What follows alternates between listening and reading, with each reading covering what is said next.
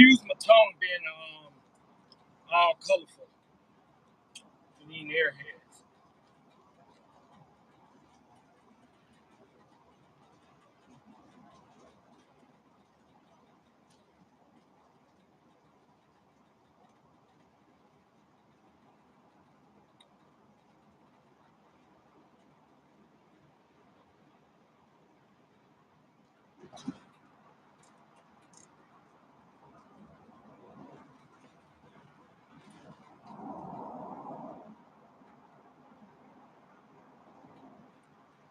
Started out in a second.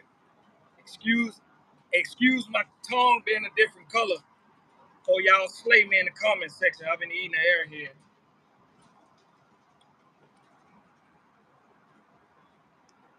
I want to talk about this Gene Deal guy, and what would Biggie say in today's time? Like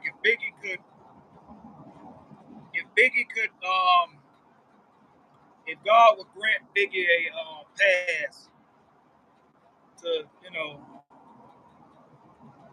revisit this place, Earth, what would Biggie say in today's time if he, seeing like the actions of what's going on or whatever, as far as with Gene Deal. I don't know why I keep saying Deals. What would Biggie say?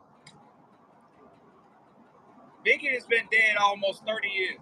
Literally almost 30 years. He's like 27 years in. Um, there haven't been no arrests on his murder. They just now making an arrest on Tupac's murder. So maybe in the near future or whatever, they will crack the case, solve the case, or whatever. But Gene, from my understanding, Gene Deals became a whistleblower and started speaking his mind publicly about uh, Puff Daddy, Bad Boy. He started doing this in 1997. Biggie, I want to say Biggie got discovered around 95, 94, 95. No earlier than 95 as far as Bad Boy. And he died in 97. So Biggie was around for probably 2 years, 3 years at most with Bad Boy. So Gene, all the stories that you're telling on all these podcasts, I just saw Gene Deal on the Bigger Picture show. Y'all go check out the Bigger Picture. Bigger, he used to be a member of My Expert Opinion Math Hopper channel. He had his own YouTube channel. He recently they uploaded a video with Bigger. Well, Gene Deal was on there. They was interviewing Gene Deal, and I'm just saying to myself, like, you only been around this man probably 3 years at most. You only been around this man around 3 years at most. When Biggie was alive, I want to say Biggie first got, I want to say Juicy and all that came out in either 94 or 95, no later than 95 for sure, but maybe 94. Biggie died in 97. That's when you start speaking out about, everything, what you feel about Puffy and Bad Boy and the security and they setting up Biggie and all this stuff. My thing is, Biggie been dead 27 years, almost 30 years. I hate when these tractor trailers be driving like they in Ferraris. You can't be whipping lane for lane like that in these big ass fucking rigs. But he don't have an end goal. He using this as a money grab. See, at first, when I didn't give a fuck, or when I was younger, or whatever, I just looked at it like, all right, this guy's showing bravery. This guy's exposing, Puff Daddy or whatever. But now it's just a money grab to me. It's just for attention or money grab because when you think of Gene Dibs, right? What else is it? Can any podcaster put them on the platform to talk about besides Biggie? that's the only thing you're gonna talk about. Because that's the only thing you ever advocated to talking about. I don't know any more artists that you hold a security as. I don't know any nothing. Like you own a couple of books. Like my thing is this: Biggie been dead 27 years. You only was around Biggie, and if I'm wrong, hey, I'm man enough to say I'm wrong. But according to like from the outside looking in, I'm gonna look at it like you came around when Biggie was discovered, even though you wasn't his security, you was Puffy's security. My thing is this: you only was around this man 3 years at most because he died in '97. How is it you still talking about and coming up with all these stories 27 years later? All these new development stories. Oh, I remember when Biggie, Puffy. I told like you. All them stories should have been exposed since you said you came out and started talking about it in '97. You ain't got to the end of the road yet about the same thing. And that's what it comes to when you're talking about. It's impossible for you to still have brand new ass details and stories about your experiences around a man, Biggie Smalls. May he enjoy the next phase. I don't say rest in peace because if the soul never dies, what's resting?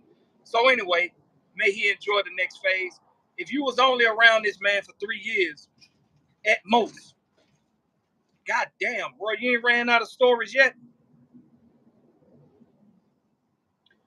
I don't really want to say he's an accomplice. He was even crying on bigger picture thing. He started crying like, man, because to this day, man, it haunts me and the traumatic stress that it gives me. You know what? I get it. I get it. When somebody died, especially especially right in front of you or whatever, somebody died, whatever. I can imagine that being very, very traumatizing. You know what I'm saying? I've seen that before. I witnessed that before. But what I'm saying is this: if it's to the point to where 27 years later, you still saying you're suffering, you're doing more interviews than therapy. Like, are you talking about? I can't recall hearing you ever saying you had to take therapy after that. And to this day, you still taking therapy. It's nothing wrong, ladies and gentlemen, especially black people. It's nothing wrong with taking therapy or having a therapist. I'm actually thinking about getting a therapist my damn self, straight up, and I can give a damn about what anybody thinks about it. You know what I'm saying? Because it's nothing wrong with having a life coach. There's nothing wrong with having a little therapy or whatever. But if you're crying 27 years later about something that you feel like you put yourself to blame on it, it's my fault that Biggie is dead. It ain't your fucking fault that Biggie is dead. Biggie is dead because it was his time to go. Biggie died because it was his time to go. When it ain't your time to get up out of here, you're not going to get up out of here. I don't think Biggie got shot half as many times as Biggie as 50 Cent got shot. 50 Cent got hit 9 times. He's still alive. Oskino from Philly got hit 10 times. It's a little young boy that's on the internet right now. He got hit like 37 times. He did an interview on DJ Smalls. He got hit 37 times. He's still alive. If it's not your time to go, it's not your time to go. It was Biggie time to go. Rather you want to say that was the devil's work, or rather you want to say that was God's work. It was Biggie time to go. It wasn't nothing you could have possibly done to stop that. My whole thing is, with the crying and like, what's your end game? Like, you got a book deal, you trying to get a book deal. Like, what are you trying to do? Like, what are you trying to do 27 years later that you haven't got off your chest yet? Are you gonna be? Do you feel like your mission is completed? Puffy go to jail? I doubt it. I doubt it because you're gonna still be doing interviews. If Puffy go to jail, you're gonna start back. You're gonna start still doing interviews about what you feel about Puffy or what you feel about, like, you haven't did security for Puffy, and I know 25 years. You haven't done no security work for Puffy in 25 years. You still got stories about him. And then it makes me, like a person, a conscious thinker, a person that thinks for itself, it makes me look at you strange, because if you got all these dark secret stories about Puffy and Biggie, I'm not really Biggie, but Puffy, what that makes you for being around? I need therapy as well. Nothing wrong. No, it's nothing wrong with it. Nothing wrong with therapy. If you need therapy, get it, seek it, and don't feel no type of way about it. You let put it like this: therapists, you have therapy. You even have some therapists who have a therapist. So it's nothing wrong with it. Doctor's gonna go see another doctor if something wrong with him. So it's never wrong with that. It's never wrong with that. But it seemed to me either you just got a hunger for clout or whatever, or you using this as an angle to keep some income, some little revenue coming. These people pay you a few $100s to do an interview for them. Because I can't see no major, say cheese, um, uh, boss talk. I can't see any major podcasters booking you for thousands of dollars just to talk about regurgitated information that you've been saying for the last 27 years. Who the fuck want to hear that? Who the hell want to hear that, bro? What would Biggie say? I'm pretty sure Biggie probably be like, especially how jokingly Biggie was, how much of a character Biggie was. Biggie probably like, all right, bro, okay, bro, I get it, bro. It is what it is, bro. I'm no longer here. You know what I'm saying? I appreciate your effort. I appreciate you speaking out or whatever the case may be. But go on with your life, bro. Go on with your life, bro. Don't, because it's almost like Gene Deals is still living in 1997. It's still, if you ask me, when I hear his interviews, here's a guy that still lived in the 90s. I haven't heard him do an interview yet talking about any accomplishments or anything that he's working on now. He got a security, he's doing security. Have you, all these interviews you've done, have you opened up your own security company and you got your own security and you're securing other celebrities or whatever? Are you in movies or do you got book deals? Like, I haven't heard him say anything past 97. Am I wrong or am I right? Am I speaking facts or am I speaking truth? Have any of y'all heard Gene Deals do any interviews speaking on anything that surpassed 1997? And as much of a jokester that Biggie was, I'm pretty sure Biggie probably, all right, bro, you weren't even my security. You was Puff Daddy security. You was around me briefly. You wasn't even around me like that, bro. Unless Puffy sicked you on me or whatever. But other than that, Puffy had his own little thing, his entourage, his security, and Biggie had his. And you was a part of Biggie. You was on Puffy's payroll, not Biggie.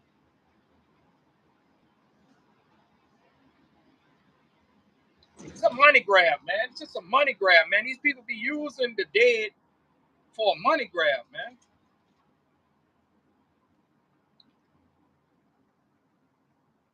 He ain't talking about nothing else going on. I guarantee he don't, because he don't have nothing else to talk about. I guarantee you right now, if you never seen the Gene Deal, the latest or whatever Gene Deal thing, the only thing you got to do is see his face on there. You already know what he's talking about. He's talking about Biggie. He's talking about Puff Daddy. He's talking about that night in LA when Biggie lost his life. He may sprinkle in some little stuff about Lil C's, say something about Charlie Baltimore, but his focal is Puffy and Biggie. And you've been talking about that shit for 30 years, damn near 30 years, bro. For damn near 30 years, you've been talking about that same shit. I ain't even heard a detective talk about that situation that much. Maybe because it's in LA and they don't give a fuck. And they say LA like the most crookedest cops it is. Maybe. I doubt it. Bring y'all ass down south if y'all want to see a crooked cop force. But what's your end game? Like you said, what's your end game? What are you trying to get out of this? You know what I'm saying? Because I'm pretty sure Biggie, and I ain't never met Biggie a day in my life, but watching videos and just how he carry himself in interviews and how he rap and how he just carry himself, he was really like a jokester. He was like a street dude, but he was a jokester. He wasn't too uptight, overly aggressive, overly mad. He always smiled, if you ask me. Um, I'm pretty sure Biggie. I'm pretty sure Biggie will want you to go on with your life, bro. I am pretty sure he'll want you to go on with your life. His kids don't even speak about. You ever notice Biggie daughters and sons? They don't do no interviews talking about their dad like that as much as y'all as Gene do. Biggie mama don't even talk that much about it as much as Gene deals do. It's a money grab. At this point, it's a money grab, bro. It's a money grab. We don't want to hear no more stories, bro. It's a money grab, bro. Because if you got all these fucking dark ass, demonic ass, backstabbing ass, snake ass stories about Puffy or whatever, and you had all this shit in your cranium, and you was around that shit, what that makes you? What that makes you?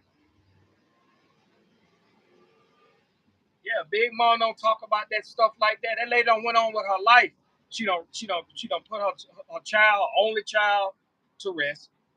He'd have been laid to rest. Um, she have grandkids that he left behind. So I'm pretty sure she in their life or whatnot. And the lady went on with her life. Gene Dibs is still living in 1997. I'm 16 years old, bro. I'm a grown ass man. My oldest child 16 now, bro. That's man, like, bro, you gotta come on, man. No, he want to ride out. He want to ride out. I'm convinced. If social media is still the thing to do 20 years from now, like everybody's still online and they're doing podcasts and life evolves. But if it's still something to a form of interviews, I'm pretty sure if Gene Dibs is still alive 20 years from now, he's gonna still be talking about Biggie and that night and Puffy and how he feel like he gonna still be talking about that same shit. Made Biggie enjoy the next phase. It was sad what happened to him. It was fucked up what happened to him. I was a fan of his music. I was a fan of the guy. You know what I'm saying? The artist, who he was. You know what I'm saying? But you gotta let that man rest. You gotta let that man not rest. You gotta let that man enjoy the next phase. I don't even think people talk about Tupac like that. And to me, Tupac was a bigger artist than Biggie, way bigger artist than Biggie. But this don't make no sense, bro. These people do anything for a fucking money grab, bro. All these interviews you're doing about Biggie is the proceeds. If you is you giving a portion or half the proceeds to his kids? I mean, goddamn, they was babies. They was newborn babies when Biggie died, man. They grown now. All Biggie kids grown now. Your ass talking about all Biggie kids are grown now, fully grown. They probably got children. I don't know.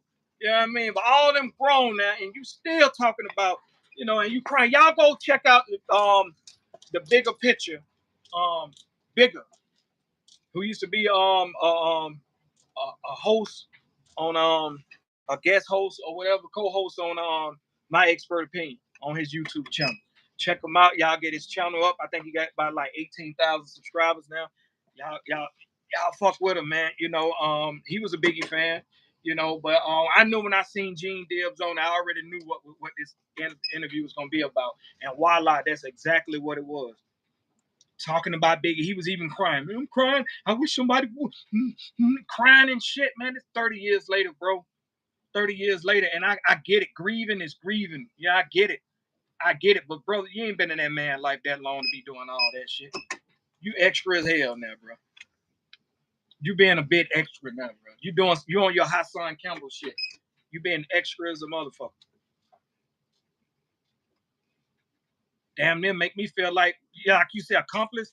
Damn, is you guilty of something? Are you guilty? Is your conscience eating at you? Are you guilty of something? Are you guilty? Gene, are you guilty? Or is your conscience eating away at you or something and you doing all this Biggie talking, crying and all this shit because you feel you guilty of something, like you knew something was, you know what I mean? Like, this shit is weird to me, man. This shit is weird. I'm about to do my deliveries, y'all. Another delivery. I just wanted to talk about that for a second.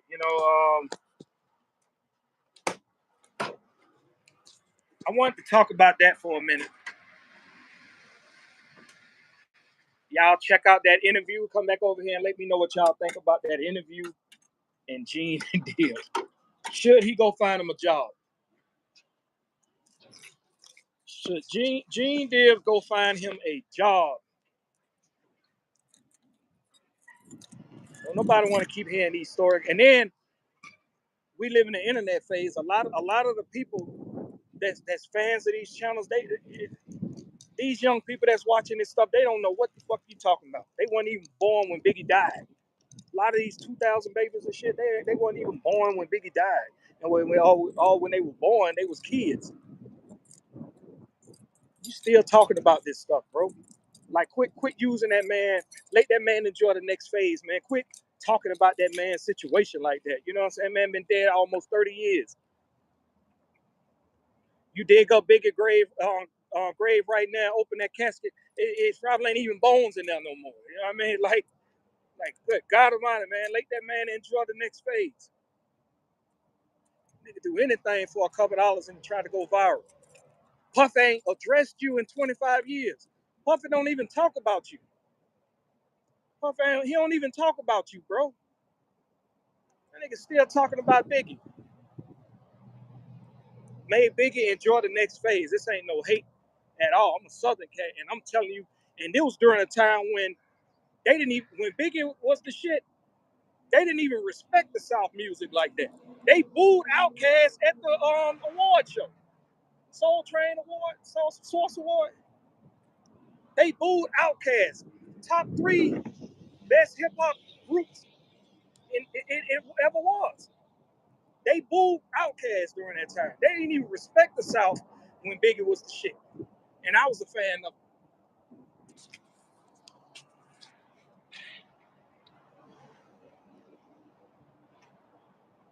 Y'all, peace out though. Y'all have a blessed day. Peace out. Have a blessed day. Good Friday. Good Friday. Peace out. Have a blessed day. I just wanted to talk about that for a second. Gene Deals, what would Biggie say? I think Biggie would say, go on with your life, brother. I think Biggie will say, go on with your life and let me enjoy the next phase, brother. Peace.